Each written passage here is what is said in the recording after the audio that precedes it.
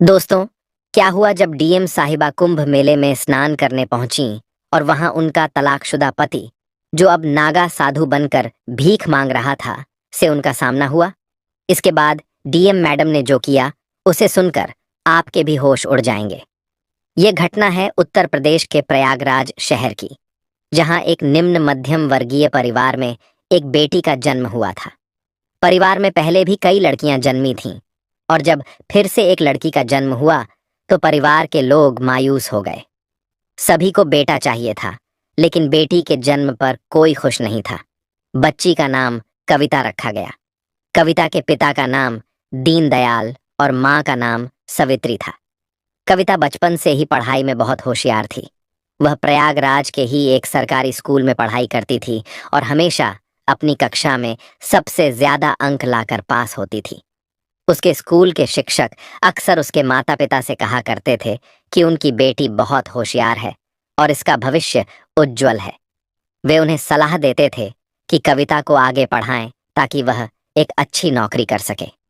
लेकिन उसके पिता हमेशा कहा करते थे, यह तो एक लड़की है, इसे क्या आगे पढ़ाना, यह पढ़ लिख कर क्या करेगी, इसे तो ससुराल जाकर चूल्हा चौका ही संभालना पड़ेगा, इसलिए इसे पढ़ाने की कोई जरूरत नहीं है।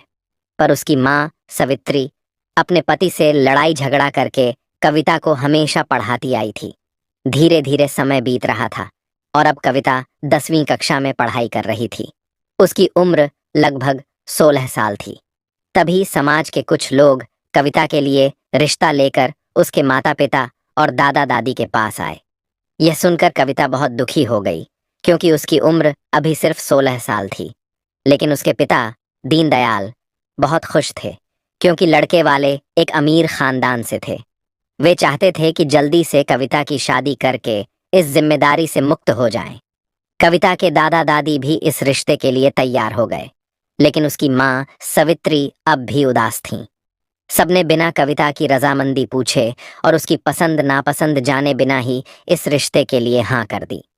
लड़के की उम्र करीब 19 साल थी, जबकि कविता की सिर्फ 16 साल। जब कविता को पता चला कि उसकी शादी के लिए रिश्ता तय कर दिया गया है और कुछ दिनों में उसकी शादी होने वाली है, तो वह बहुत दुखी हो गई।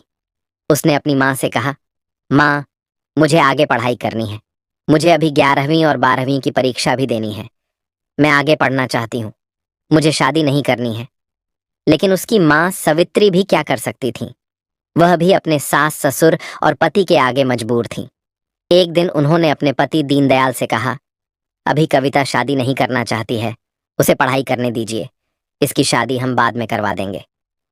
ये सुनकर दीनदयाल बहुत गुस्से में आ गए। उन्होंने सवित्री को खूब मारा और प्रताड़ित किया, कहते हुए, तू ही इस लड़की को बिगाड़ रही है। बड़ी होकर यह किसी लड़के के साथ भागकर शादी कर लेगी और मेरा नाम समाज में डूबा देगी। इससे अच्छा है कि मैं अभी इसकी शादी करके इस समस्या से छुटकारा पा लूं। यह सब सुनकर कविता बहुत दुखी हो गई। अपनी माँ को मार खाते हुए देखकर वह भी पिघल गई और शादी के लिए हाँ कर दी। इसके बाद उसकी 10वीं की परीक्षा हुई, जिसमें वह अच्छे नंबरों से पास हुई।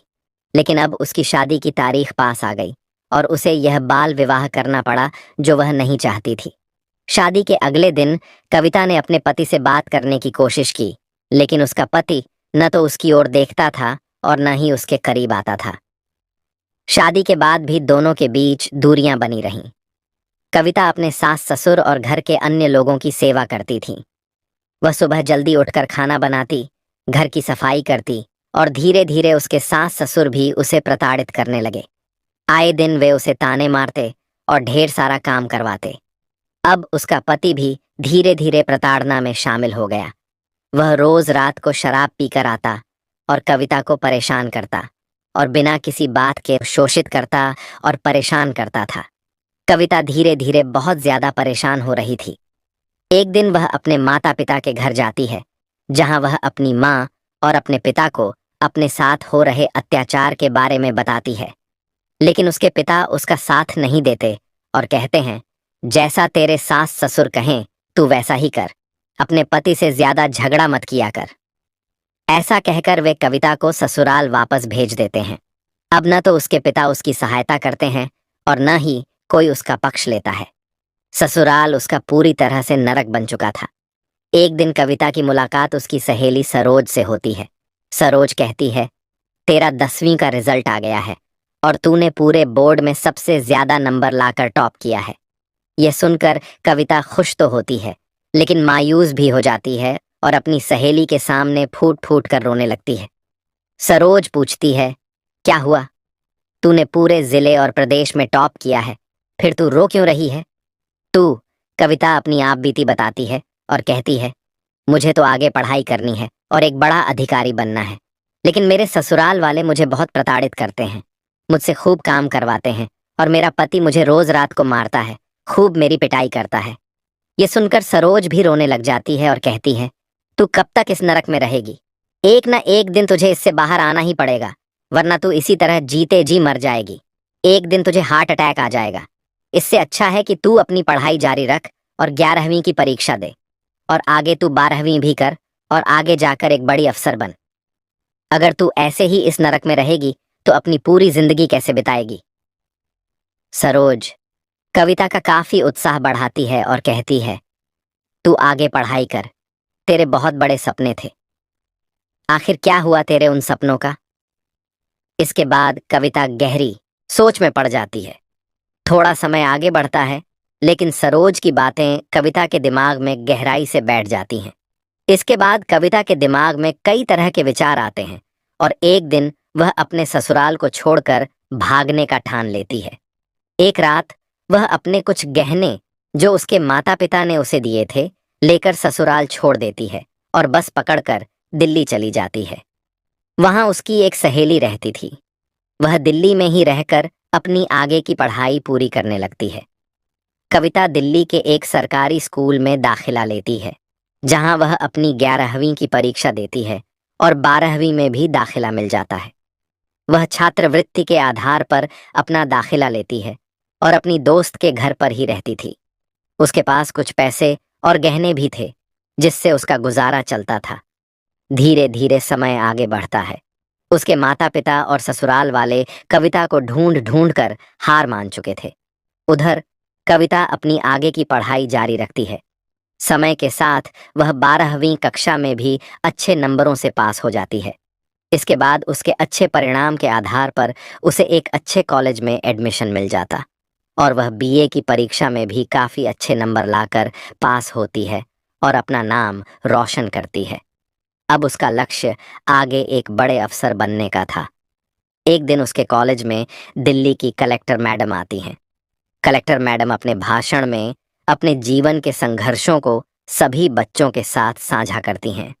कविता कलेक्टर मैडम की कहानी सुनकर बहुत प्रभावित होती है और वहीं से कलेक्टर बनने की प्रेरणा पाती है।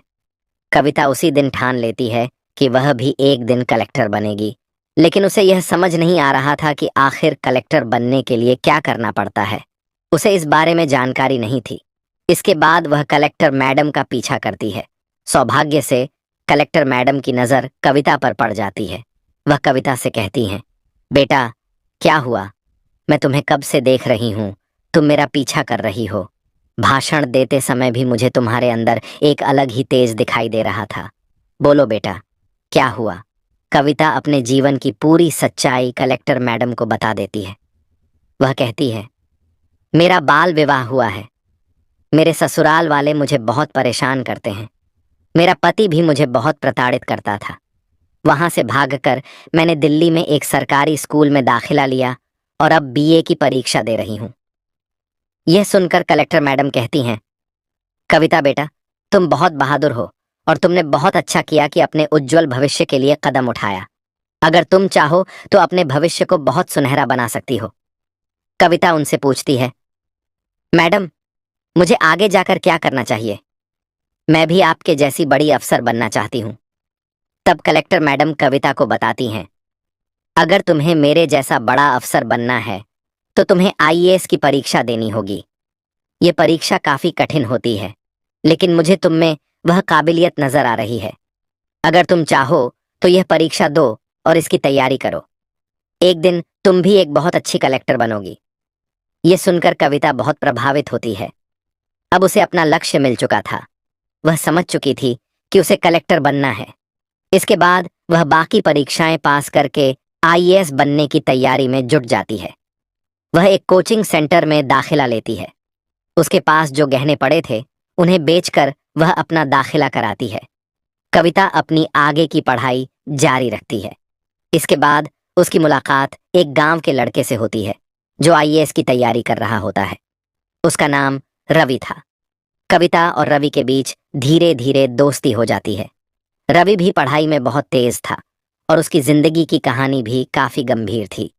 वह भी एक गरीब परिवार से था और अपने पूरे घर बार को छोड़कर कलेक्टर बनने के लिए दिल्ली आया था।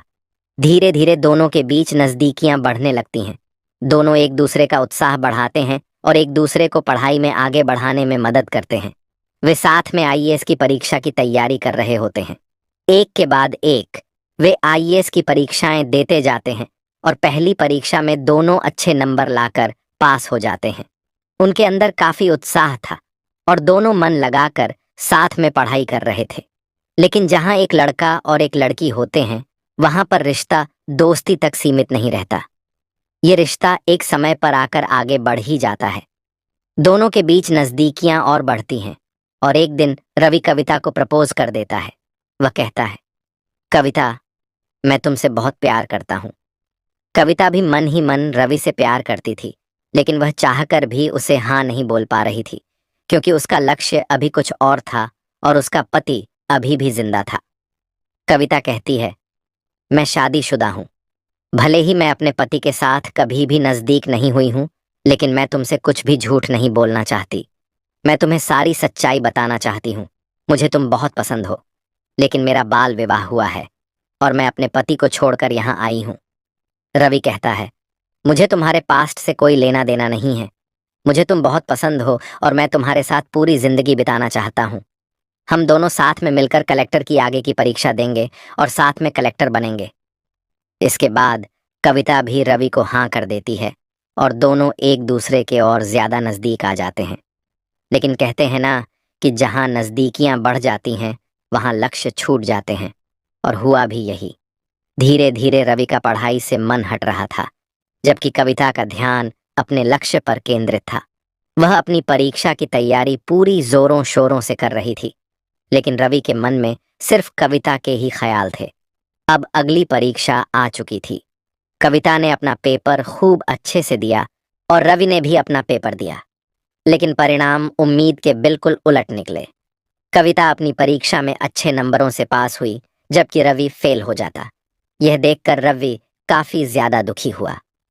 कविता ने भी रवि से कहा, हम कुछ समय के लिए अब दूर रहेंगे, क्योंकि अगर हम दोनों ऐसे ही साथ रहेंगे तो इसका असर हमारी पढ़ाई पर पड़ेगा और अब आखिरी पड़ाव आ चुका है। कविता ने रवि की बात सुनी और खुशी के मारे उसकी आंखों में आंसू आ गए।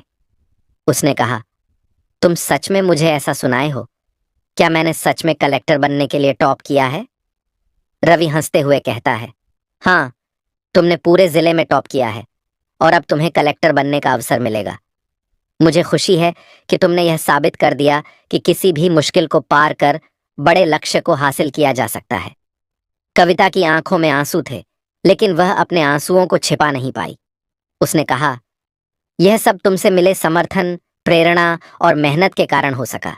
बिना तुम्हारी मदद के मैं यह रास्ता नहीं तय कर सकती थी।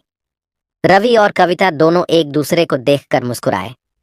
कविता के लिए यह सफलता सिर्फ एक व्यक्तिगत उपलब्धि नहीं थी, बल्कि यह हर उस कठिनाई, संघर्ष और दर्द का प्रतीक थी जिसे उसने अपने जीवन में सहा था। कविता का जीवन अब एक नई शुरुआत की ओर बढ़ रहा था और रवि भी उसकी सफलता को देखकर गर्व महसूस कर रहा था। अब दोनों जानते थे कि सफलता सिर्फ शिक्षा और कठिन मेहनत से नहीं, बल्कि अपने सपनों के लिए लगातार लड़ने और हार न मानने से मिलती है। अगले कुछ दिनों में कविता का इंटरव्यू हुआ, जिसमें उसने शानदार प्रदर्शन किया और अपनी पूरी तैयारी को साबित किया। परिणाम आया और कविता ने कलेक्टर बनने का सपना पूरा किया। रवि ने उसकी कड़ी मेहनत को देखा और कहा, तुमने सिर्फ अपने लिए नहीं, बल्कि उन सभी महिलाओं के लिए भी एक मिसाल पेश की है जो समाज में दबावों और चुनौतियों का सामना करती हैं। तुमने हमें सिखाया कि किसी भी स्थिति में अपने सपनों से समझौता नहीं करना चाहिए। कविता ने कहा, यह मेरी केवल व्यक्तिगत सफलता नहीं है, यह उन सभी लोगों की सफलता है जिन्होंने मेरे सपने में विश्वास किया और मुझे हर कदम पर समर्थन दिया। अब कविता कलेक्टर बन चुकी थी, लेकिन उसका सफर यहीं खत्म नहीं हुआ था। उसने और रवि ने कसम खाई थी कि वे दोनों एक दूसरे का साथ नहीं छोड़ेंगे और अपनी मंजिल तक एक साथ आगे बढ़ेंगे। कविता ने रवि को गले लगाकर बहुत रोते हुए पूछा, तुम्हारे रिजल्ट का क्या हुआ? रवि ने मुस्कुराते हुए कहा, मैं तो तीसरे अटेम्प्ट में भी फेल हो गया था और चौथे अटेम्प्ट में भी फेल हो चुका हूं। यह सुनकर कविता का दिल भर आया। उसने मायूस होकर कहा, मुझे माफ कर दो। लेकिन रवि ने हौसला देते हुए कहा, कोई बात नहीं, तुम तो कलेक्टर बन गई हो ना, मैं उसमें ही खुश हूं। दोनों ने एक दूसरे को फिर से गले लगाया। इसके बाद कविता ने रवि से कहा, मैं डीएम के पद पर नियुक्त होने से पहले तुमसे शादी करना चाहती हूँ, लेकिन उससे पहले मुझे कानूनी तौर पर अपने पति से तलाक लेना पड़ेगा। कविता ने अपने पति को तलाक का नोटिस भी जारी किया, लेकिन उधर से कोई जवाब नहीं आया। धीरे धीरे समय बीतता गया और रवि और कविता दोनों साथ रहने लगे। वे अब भी शादी नहीं कर पा रहे थे, क्योंकि कविता का अपने पहले पति से तलाक नहीं हो रहा था। इतने में कविता की पहली पोस्टिंग उत्तर प्रदेश के लखनऊ शहर में हो गई, जहां उसे अपना कार्यभार संभालना था। सबसे पहले कविता अपनी माँ से मिलने घर गई। उसने घर जाकर अपनी माँ को ढूंढा, जो किचन से बाहर आई। अपनी बेटी को सामने देखकर माँ खुशी से झूम उठी। उन्होंने कविता को गले लगाया और कहा, बेटी, तू कहाँ गई थी इतने साल? हम सब बहुत परेशान थे। कविता ने अपनी माँ को बताया, माँ, मैं दिल्ली में थी, वहां मैंने खूब मेहनत की और आज मैं कलेक्टर बन गई हूं। यह सुनकर उसकी माँ की आंखों में आंसू आ गए और उन्होंने अपने पति को बुलाया। कविता के पिता अपनी बेटी को देखकर खूब रोने लगे और कहते हैं, बेटा, मुझे माफ कर दे। इस समाज में बेटियों के साथ इतना गलत होता है, जिसके चलते मैंने तेरी नाबालिग अवस्था में ही शादी करवा दी थी। तेरे ससुराल वालों ने तुझे बहुत प्रताड़ित किया था, फिर भी मैंने तेरी एक नहीं सुनी थी। आज मुझे इसका खूब एहसास हो रहा है। कविता के पिता रो रो कर उससे माफी मांगने लगे। कविता ने अपने दोनों माता पिता को गले लगाते हुए कहा, अब सब ठीक है, आप मेरे साथ चलिए, हम अब एक अच्छे घर में साथ रहेंगे। इसके साथ ही कविता के माता पिता भी उसके साथ रहने लग गए। धीरे धीरे समय बीतता गया। एक दिन प्रयागराज में महाकुंभ मेले का आयोजन हो रहा था। माँ ने उससे कहा, बेटा, अगर तुम्हें अपने काम से थोड़ी सी फुर्सत मिल जाए तो हम प्रयागराज कुंभ मेले में चलें। कविता ने अपनी नौकरी से 2 दिनों की छुट्टी लेकर अपने माता पिता के साथ प्रयागराज जाने का फैसला किया। यह महाकुंभ सदी का सबसे बड़ा आयोजन था। वहां कुंभ मेले की रौनक अपने चरम पर थी। साधुओं और चमत्कारिक संतों की भीड़ से मेले का माहौल अद्भुत हो गया था। डीएम मैडम कविता अपनी माँ और पिता के साथ इस पवित्र महाकुंभ मेला घूम रही थी। वह गंगा नदी के घाट पर पहुंची, जहां स्नान हो रहा था। तभी अचानक एक नागा साधु वहां आता है और कविता के पैर पकड़ने लग जाता है। कविता ने चौंकते हुए साधु से पूछा, आप मेरे पैर क्यों पकड़ रहे हो? साधु महात्मा ने अपने मुंह से राख हटाई और यह देखकर कविता स्तब्ध रह गई। वह साधु कोई और नहीं बल्कि उसका पहला पति था। कविता ने कहा, आप साधु के रूप में कैसे? साधु यानी कविता के पति ने कहा, जब तक तुम मेरे साथ थीं, मैंने तुम्हारी कदर नहीं की। मैं तुम्हें रोज पीटता था, लेकिन जब तुम मुझे छोड़कर चली गईं, तो मुझे तुम्हारी बहुत कमी महसूस हुई। मेरे माता पिता को भी तुम्हारे बिना बहुत बुरा लग रहा था। धीरे धीरे मैं बहुत दुखी हो गया। मैंने तुम्हें खूब ढूंढने की कोशिश की, लेकिन तुम नहीं मिली। मैंने एक अच्छी औरत को खो दिया था और बहुत ज्यादा दुखी हो गया था। कुछ सालों तक मैं इधर उधर पागलों की तरह घूमता रहा। इसके बाद मैंने निश्चय किया कि मैं अब संन्यास ले लूंगा, और तब मैंने साधु बनने का फैसला किया। यह सुनकर कविता और उसके माता पिता के होश उड़ गए। वह साधु रोते हुए बोला, मैंने तुम्हें खूब मारा था, खूब प्रताड़ित किया था। मुझे माफ कर दो, मुझे माफ कर दो।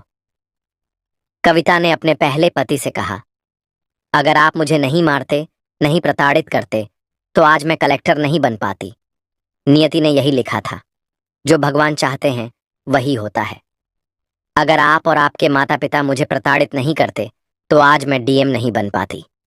इसके बाद डीएम मैडम यानी कविता उस अघोरी साधु जो उनके पहले पति थे से कानूनी तौर पर तलाक ले लेती हैं। तलाक के बाद कविता और रवि की शादी होती है। उनकी शादी बेहद धूमधाम से होती है और दोनों एक दूसरे के साथ प्रेम पूर्वक रहने लगते हैं। शादी के बाद कविता और रवि ने एक दूसरे के साथ मिलकर अपनी अपनी जिम्मेदारियों को बखूबी निभाया। कविता ने अपने डीएम के पद पर रहते हुए समाज में कई सकारात्मक बदलाव लाए। उन्होंने महिलाओं के अधिकारों और शिक्षा के लिए कई योजनाएं शुरू की, जिससे कई लड़कियों को अपने सपने पूरे करने का मौका मिला। रवि ने भी अपने कलेक्टर बनने के सपने को फिर से जीने का फैसला किया और कविता के समर्थन से एक बार फिर से परीक्षा की तैयारी शुरू की। इस बार रवि ने पूरी लगन और मेहनत से पढ़ाई की और आखिरकार वह भी कलेक्टर बनने में सफल हो गया। दोनों ने अपने अपने क्षेत्रों में आदर्श बनकर समाज के सामने एक उदाहरण प्रस्तुत किया। उनकी कहानी ने न केवल लोगों को प्रेरित किया, बल्कि यह भी दिखाया कि अगर सही समय पर सही फैसले लिए जाएं और सच्चे साथी का साथ हो तो किसी भी मुश्किल को पार किया जा सकता है। उनकी सफलता की कहानी पूरे देश में चर्चा का विषय बन गई और कई युवा उनके जीवन से प्रेरणा लेकर अपने सपनों को साकार करने के लिए आगे बढ़े। कविता और रवि का जीवन एक प्रेरणादायक कहानी बन गया, जो समाज में परिवर्तन और उम्मीद की किरण लेकर आया। दोस्तों, इस कहानी का उद्देश्य किसी को दुखी करना या किसी की भावनाओं को ठेस पहुंचाना नहीं है। हमारा उद्देश्य आपको जागरूक और सतर्क करना है, ताकि आप इन कहानियों से सीख लेकर समाज में एक सकारात्मक बदलाव का हिस्सा बन सकें। कहानी का संदेश। कविता और रवि की कहानी हमें सिखाती है कि जीवन में कितनी भी कठिनाइयां आएं, अगर हम अपने लक्ष्य पर दृढ़ रहते हैं और सही मार्गदर्शन पाते हैं तो कोई भी बाधा हमें रोक नहीं सकती। यह कहानी महिलाओं की शिक्षा, आत्मनिर्भरता और समाज में समानता के महत्व को भी उजागर करती है। समाज को संदेश। इस कहानी से हमें यह सीखने को मिलता है कि हर व्यक्ति को अपने अधिकारों के प्रति जागरूक होना चाहिए और किसी भी प्रकार की प्रताड़ना को सहन नहीं करना चाहिए। हमें महिलाओं की शिक्षा और स्वतंत्रता का सम्मान करना चाहिए और उन्हें आगे बढ़ने के लिए प्रोत्साहित करना चाहिए। आपसे निवेदन है कि हमारे YouTube चैनल